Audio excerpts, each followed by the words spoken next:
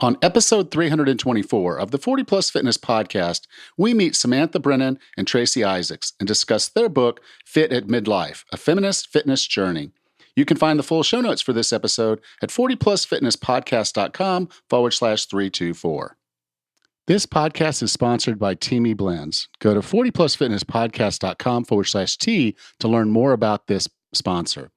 They say things happen for a reason, and it was really interesting that Teamy Blends reached out to me about a potential sponsorship, and I said, okay, send me some of your products and we'll talk.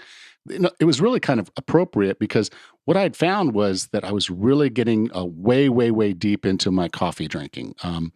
Don't know if you know this, but I tend to get up before 4 o'clock pretty much every morning without an alarm clock. I do go to bed a little earlier than most people, but I wake up about 4 o'clock. And I love that 2 to 3 hours of time that I get each morning when there's no emails, there's no phone, there's no nothing. I can really focus. And I've really needed to focus this last month, doing the book, doing the podcast, doing the challenges, working with my clients. There was a lot of focus time every single day. And I just sort of been ratcheting up on the amount of coffee. And so I'd be like, I would do a pot of coffee when I first woke up. I would be finished with that pot of coffee before 6 o'clock in the morning. And then I'd do another pot and drink that maybe up until about 11. So a lot of focus time, but a lot of coffee.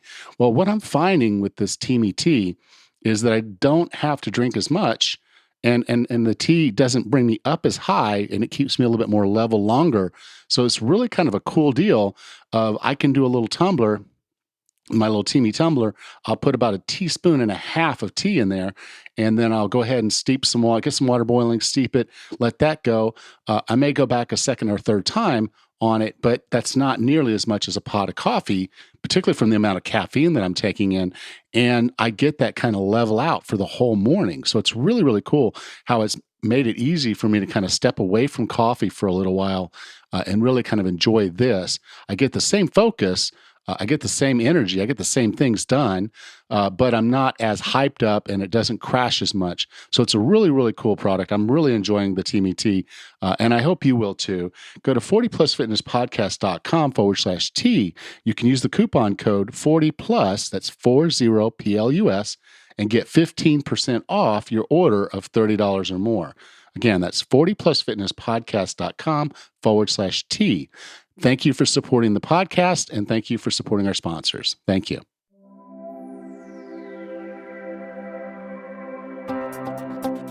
Have you decided you're ready to make a change? To reclaim your health and fitness? The 40 Plus Fitness Podcast is here for you. I'm your host, Alan Meisner. I'm an NSAM certified personal trainer with a specialization in corrective exercise and fitness nutrition. Let me be your coach as you find your way on your health and fitness journey. All right, let's go. Our guests today are both PhDs, academia and researchers on feminist issues. Together, they created Fit as a Feminist Issue, a popular blog offering feminist reflections on fitness, sport, and health. We will discuss their book, Fit at Midlife, A Feminist Fitness Journey. They are Samantha Brennan and Tracy Isaacs. Samantha, Tracy, welcome to 40 Plus Fitness. Thank you. Thanks. The title of your book, Fit at Midlife, of course, that's going to attract me because I'm pretty much there. I hope I still have the other half coming up, but because I'm 52 right now, so I'd like to. Right now, I'm targeting that probably being somewhere around the middle. And then I got into the subtitle, and it's a feminist fitness journey, and I was like, oh, okay. I wasn't sure where you were going to go with this, to be honest. And when I see an ist or an ism at the end of a word, it typically can get kind of muddy, and I typically try to stay away from those. But the way you approach this in the book, I thought was actually very good. I didn't understand where you were coming from just with the subtitle, but once I got into the book, it made a lot more sense to me. Good. Yeah, that's what most people seem to find. Yeah, we're really about inclusive fitness. We're writing about our perspective as women in midlife approaching fitness, but lots of the lessons there, especially around, starting out when you're not sure what level you're at, or concerns about body image, those apply. They might apply more to women, but I think they apply to everybody. Yeah, and I think that's where it really went, was to say, okay, because it's contextually, sometimes it's very hard for me to connect with a client. I'm a man, obviously, and I'll be talking to them, and some of the words that they're using, I have to sit back and kind of wrap my head around. Well, why are they particularly using that word? Does that mean anything in particular? And I think one of the words that it gets used, but I don't think most people have built a good context around it, is the word fitness. Mm. And you cover that in the book. You kind of get into the fitness is not always what we would just, it's not just being able to, run a mile in 4 minutes, or, just being able to, deadlift 500 pounds. Fitness can mean something different for all of us. Right, because there are multiple measures. And lots of people think I think what lots of people do mean one thing by fitness, which is they mean you look fit. And so they say, oh, she looks really fit. And what do you mean by that? And then, she looks like, what it means really is that she looks lean, she looks thin. And I think that for me, getting beyond that message is pretty important. I would agree with that. We want to divorce the idea of fitness from the idea of thinness, because almost every single fitness plan or program is about weight loss. And I know that's one thing I think that's different from men. There's a lot of pressure on men to look muscular, and these days to look muscular and lean. But at least we recognize, at least in the sports I do, we recognize that there are a lot of awfully fit big guys. Like, no one thinks football players aren't fit, or no one thinks that some of the larger male athletes aren't fit. They're just big men. But we don't really have that, even though those women exist in the Olympics. When we think about women and fitness, we tend to think about, kind of what we think of as kind of maybe the CrossFit ideal these days, the lean and muscular women. And that's what fitness about, is achieving that look. And it's not about doing things. It's not about exercise and health. It's about attaining a certain kind of appearance. In popular culture, but that's not what we think fitness should be about. Right. And I think that's when I sit down with a new client and we go through of what I call basically making a commitment. It's a vow that I want them to make. And the thing I talk to them about is I said, okay, well, first I need to know why you want to do what you want to do. And I do have to say that I would, invariably 95% of the clients that come to me want to lose weight. This is what they believe their goals should be. So they're like, I need to lose weight. I need to lose 10. I need to lose 15. I need to lose 50 pounds. And I let them want that. I say, okay, I understand where you're coming from, but we're going to talk about health and we're going to talk about fitness.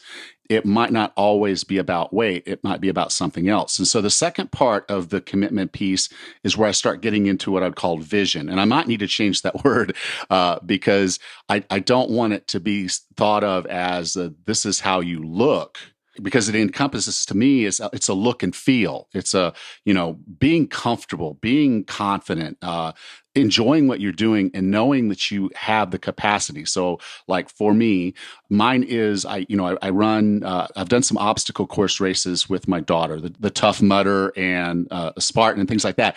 I'll do those races. They're extremely intense and difficult, and not many people over the age of 50 are doing them. But I'll go out and do them with my daughter, and kind of my commitment, my thought is, I want to, if my granddaughters or grandchildren are into that type of thing, I want to be able to compete with them. Right. I want to be out there with my grandchildren, not just my children, but my grandchildren when they come along. Like us, you want to age well. You want to be sort of experience vitality and energy and capacity.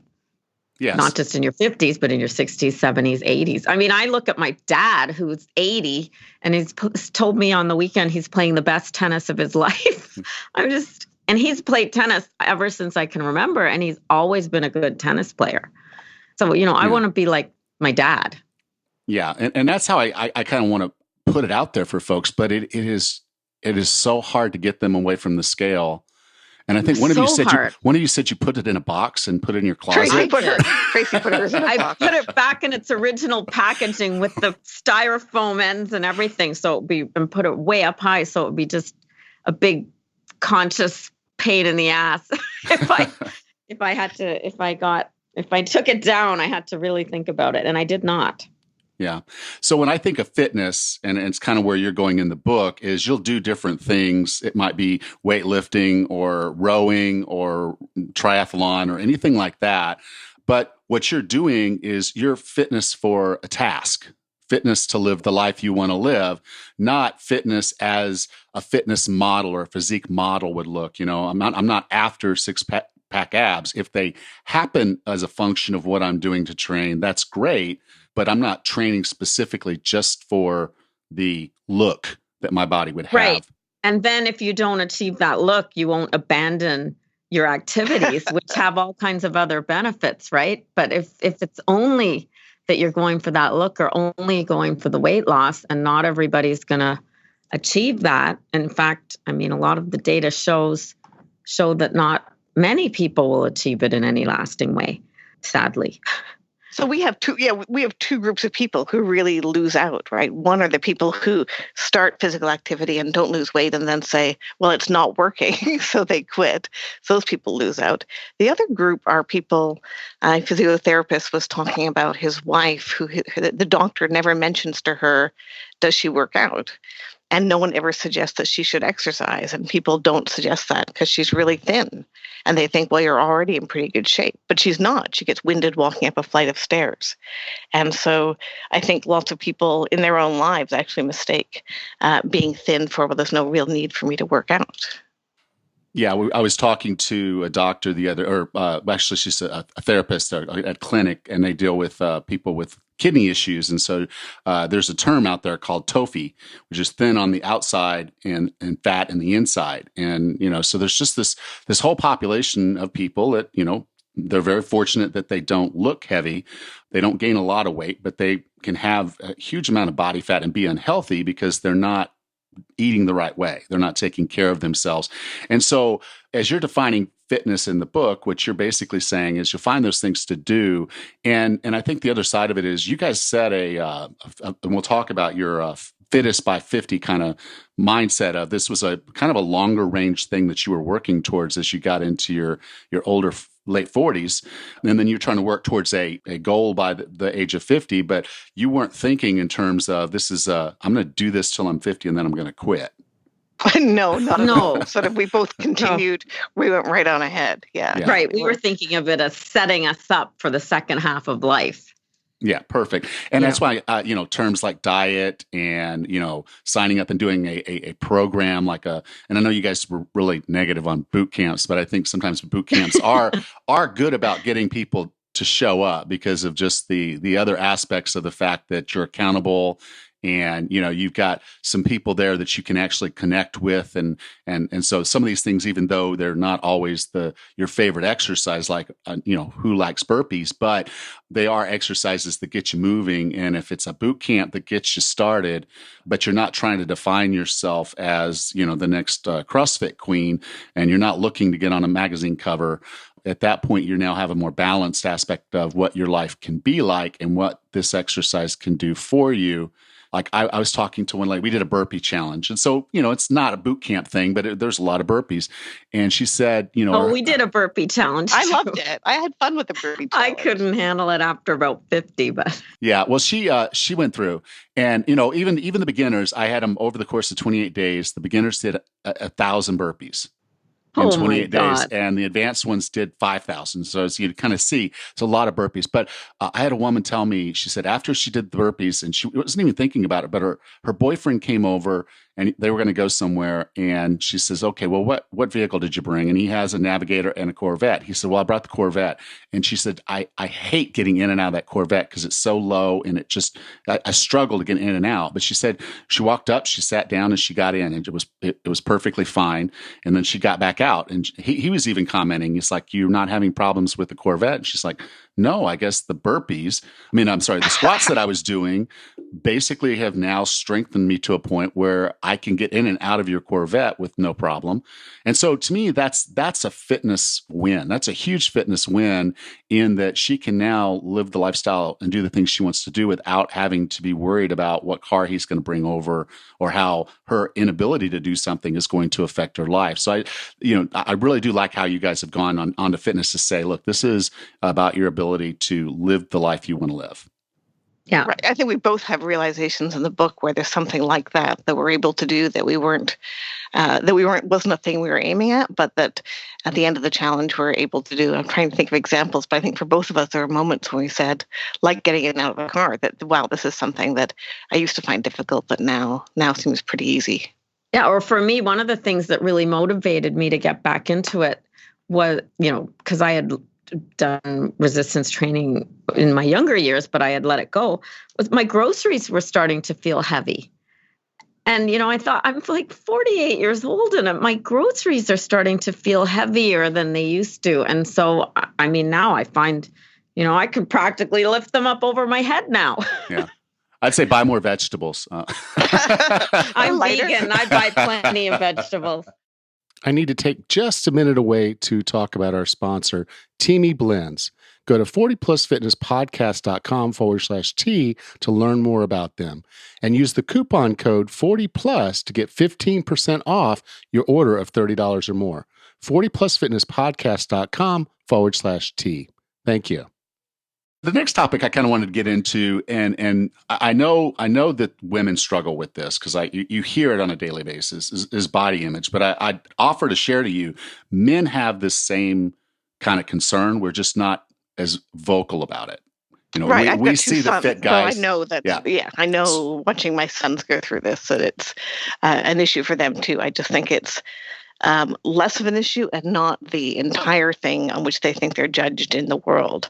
Whereas I think for women, it just occupies a bigger part of our mental space and a bigger part of how we're treated in the world and the assumptions people make about us being, if you're a larger person, people assuming that you're lazy or that there's all sorts of research that shows we have a lot of bad attitudes towards people who carry extra weight. Yeah, and like I said, I think there's a little of that with men, not as much, but obviously, if you're athletic and doing something, I have a neighbor. He's 55, and he has one of those one-wheeled skateboards. You see those with the big wheel in the middle. Oh yeah, yes. And right. he rides all over the place on that thing, and I'm thinking, that's pretty decent balance. He also windsurfs and does these other things that you're like, that's not a normal behavior for a 55-year-old, but he's doing it, and so I think one of the big challenges that men have that as well as women and men have is we just seem to want to compare ourselves to something we see as a peer group. Right. And the magazines don't help because they'll sit there and show Robert Downey Jr., who's, I know he didn't live a really good lifestyle when he was in his 20s because I read about it a lot, but he's in his 40s now 50s and he's fitter than he's ever been. Right. Posing for, muscle and fitness magazines and things like that. So I guess knowing it's possible makes you kind of want something for yourself, but to me, I just don't know that the body part is what's going to really keep you involved, particularly like you said earlier, if we're not seeing the results. No, and I think it's, I think for most people, it's just not, you don't get the kind of results you want unless you're going to make it kind of your full-time job. And most of us not can't celebrities like Robert Downey Jr. who probably has like a team, a personal trainer that's dedicated to him, and maybe he works out every day with that trainer, might have a chef. What I like about our book is that we're ordinary. We're ordinary women with big careers and families, and we've done this. And we don't have six packs, but we're in pretty good shape. Yeah.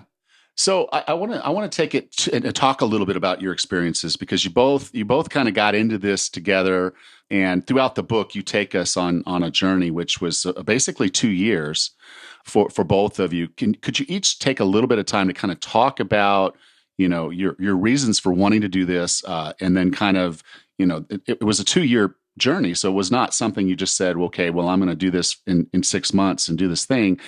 This was a targeted approach, a long-term approach, and then kind of some things that you learned along the way.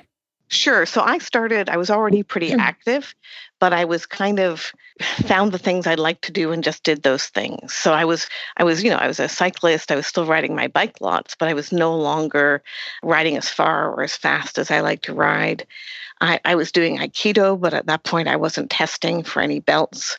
I had just kind of kind of, doing the things that were easy and made me happy, but I wasn't really challenging myself. And so what I wanted to do going into the Fittest by 50 challenge was I wanted to kind of up the ante on both of those things. So I wanted to up the ante on cycling, so ride further and ride faster. I wanted to try some new things to kind of break out of a rut. So I tried CrossFit, I tried rowing, I tried lots of different things during the course of a challenge. I added a lot more weight training in. Then I wanted to do some belt testing in Aikido and move up a few levels in Aikido. And by the end of the challenge, I'd ridden my bike from Toronto to Montreal, which is about 400 miles, 660 kilometers.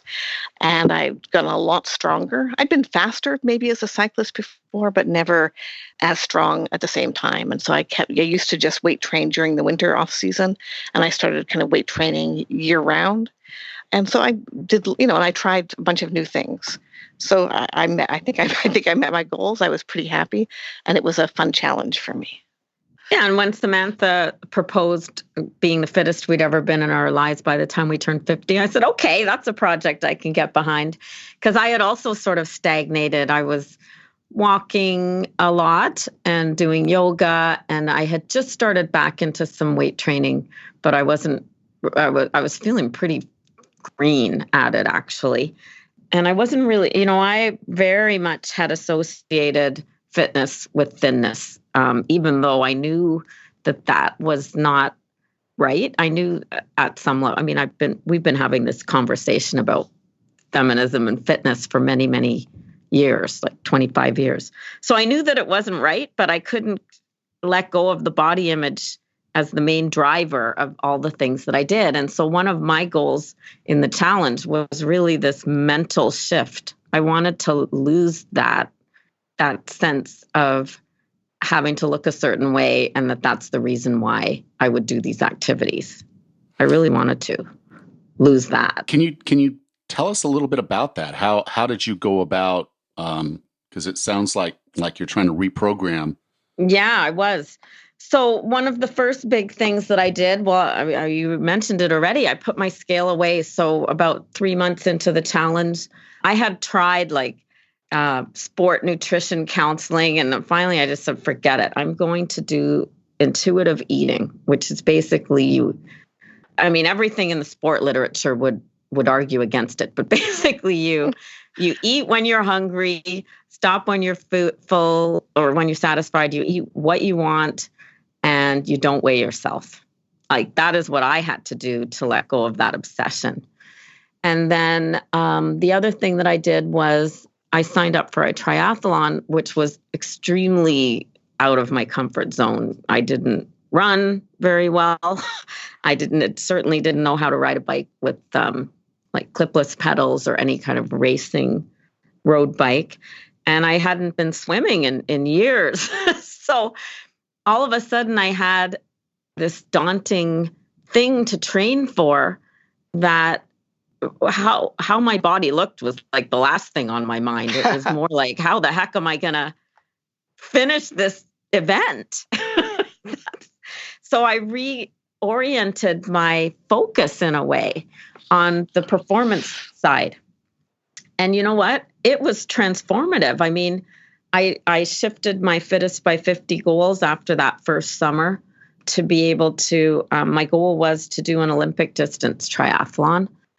In the second half of the challenge, the one year I did 4 triathlons of different distances.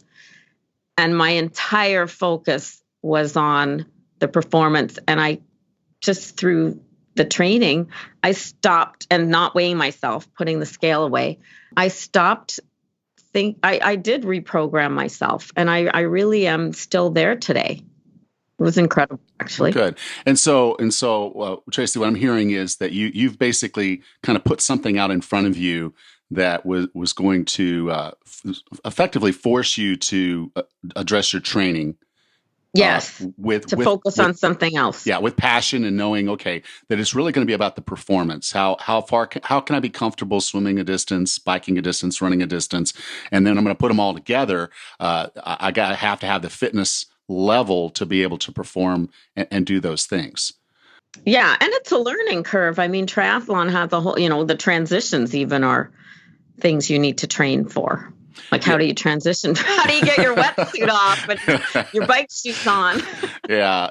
I've never actually done anything like that. Like I said, I've done the mud runs, but you just, you wear what you wear, and if it comes off while you're running, you just leave it, kind of thing. But yeah, I could see that being one of my huge challenges. If I didn't just drown in my race really early, then it would be okay, now I come out of the water. How do I get on this bike and not kill myself?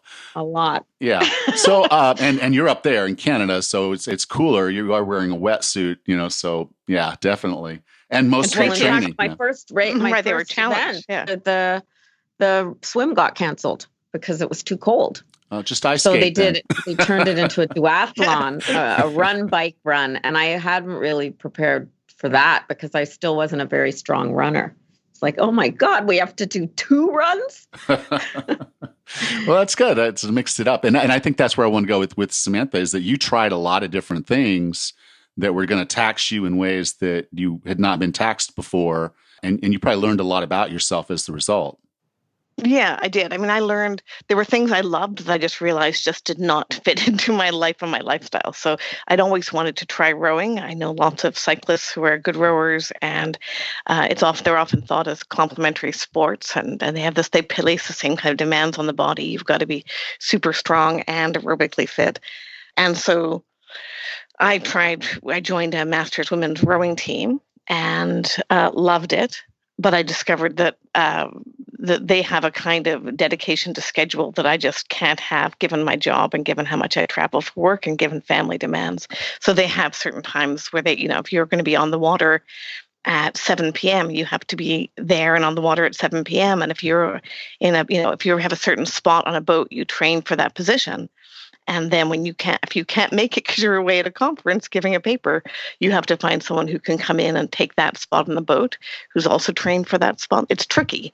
And so I thought, in the end, probably rowing for me is going to be a retirement sport. It's going to be a thing I can do once I'm somewhere near a lake, and I can just say I'm going to be there, 2 or 3 days a week, mornings or evenings, and make that commitment. But it's also a lot of traveling for racing. So rowing involves, de-rigging all the boats, loading the trailer with all the boats, driving hours, and then, the 2K, some of the races are sort of 5 minutes long. So it's a lot of de-rigging and carrying. It's a sprint effort, right? So it's a lot of de-rigging, carrying boats, loading trailers, driving, re-rigging, carrying boats to the water, and then, bam, then it's over.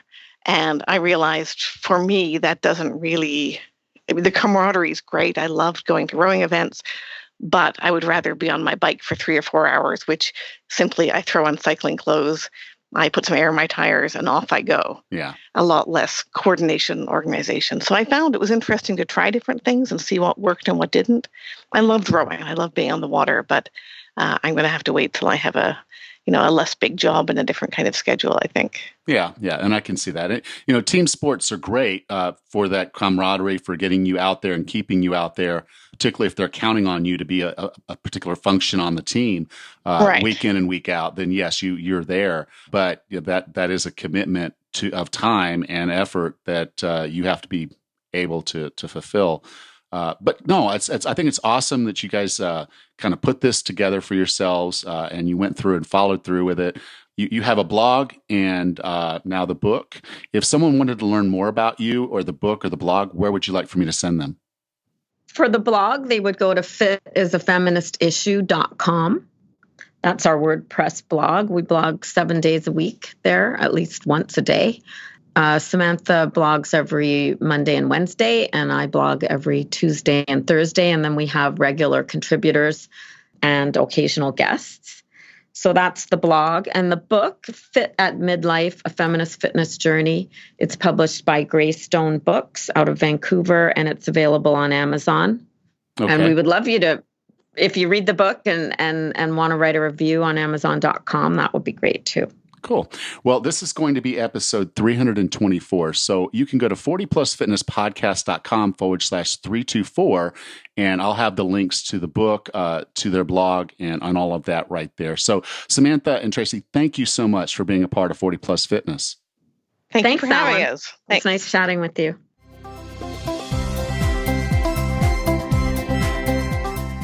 Next time on the 40 Plus Fitness podcast, I answer a listener's question. Should we be working towards flexibility or strength after the age of 40? Until then, have a happy and healthy week.